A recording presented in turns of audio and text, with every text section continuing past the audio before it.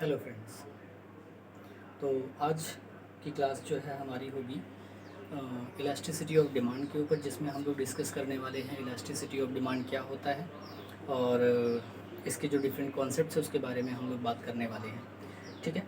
तो elasticity of demand के बारे में हम बात करते हैं। सबसे पहले जैसे क्या है इलास्टिसिटी ऑफ डिमांड, चैप्टर जो हमारा है वो क्या है, प्राइस इलास्टिसिटी ऑफ डिमांड है। इसके बारे में आज हम बात करेंगे।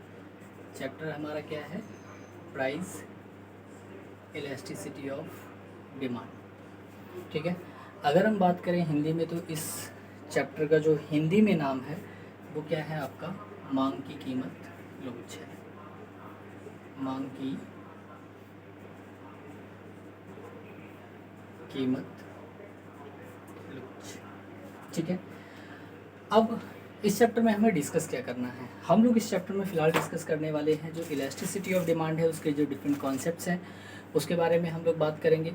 और जो इलास्टिसिटी ऑफ डिमांड है, पहले जो बेसिकली जो टॉपिक है आपका वो इलास्टिसिटी ऑफ डिमांड इसमें नहीं है।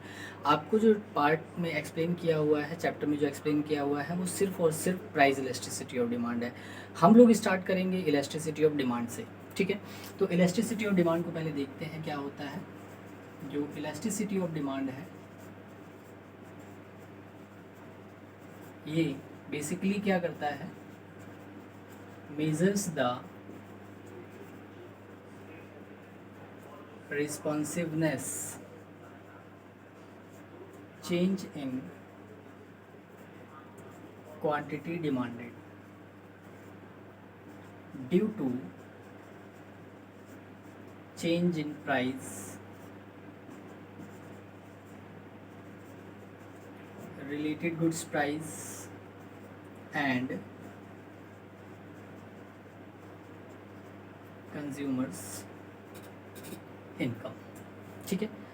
अब यहाँ जो इलास्टिसिटी और डिमांड का ये हमारा कॉन्सेप्ट है जिसे हम क्या कहते हैं, मांग की लोच कहते हैं।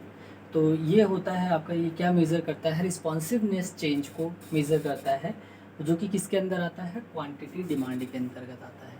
और जो क्वांटिटी डिमांड होता है वो चेंज हो रहा है किसके कारण, change in price, due to change in price, because of change in related goods price. ठीक है। ठीक है। और उसके बाद में क्या आता है आपका, कंज्यूमर्स इनकम।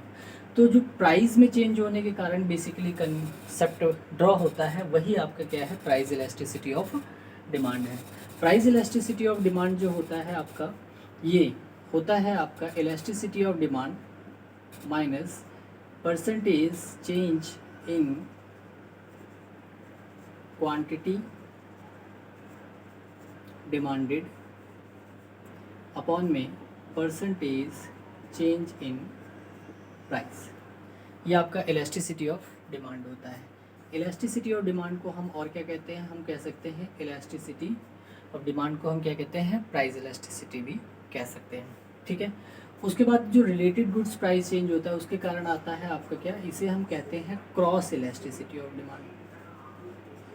क्या कहा जाता है इसको, क्रॉस इलास्टिसिटी ऑफ डिमांड। ठीक है। जिसे मांग की आड़ी या फिर तिरछी लोच कहते हैं।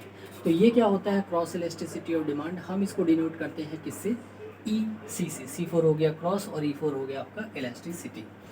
अब जब हम बात करते हैं इसके फॉर्मूले की तो हम लिखेंगे E C is equal to percentage change in quantity demanded of X good upon में percentage change in price of Y good. ठीक है। जो यहाँ पर क्रॉस इलास्टिसिटी ऑफ डिमांड है ये रिलेटेड गुड्स प्राइस है। तो वाई गुड जो है, वाई वस्तु है, उसकी प्राइस में चेंज होने के कारण क्या चेंज आ रहा है, एक्स गुड की क्वांटिटी में चेंज आ रहा है। तो एक कमोडिटी जो है उसकी प्राइस का दूसरी कमोडिटी की डिमांड पर जब इफेक्ट होता है तो इसे हम क्या कहते हैं, क्रॉस इफेक्ट कहते हैं। ठीक है। ये आपका क्रॉस इलास्टिसिटी ऑफ डिमांड। जो कंज्यूमर की इनकम होती है इसके कारण होता है आपका ई वाई, मीन्स इसे हम क्या कहते हैं, इनकम इलास्टिसिटी ऑफ डिमांड कहते हैं। क्या कहते हैं इसको हम? Income elasticity of demand. अब basically income elasticity of demand क्या होता है? ये है आपका ई वाई, और यहाँ पर हम लिखेंगे percentage change in quantity demanded upon में percentage change in consumers income. ठीक है, तो ये आपका इनकम इलास्टिसिटी और डिमांड। अब यहाँ देखो माइनस लगा हुआ है, क्यों? क्योंकि प्राइस और क्वांटिटी के साथ क्या रिलेशन होता है? नेगेटिव और इन्वर्स रिलेशन होता है। जो क्रॉस इलास्टिसिटी और डिमांड होता है, इसके डिफरेंट डिग्रीज होती हैं और उसके अकॉर्डिंग जो है हम इसको डिफाइन करते हैं। तो यहाँ माइनस का साइन इसी वजह से यूज़ नहीं किया गया है।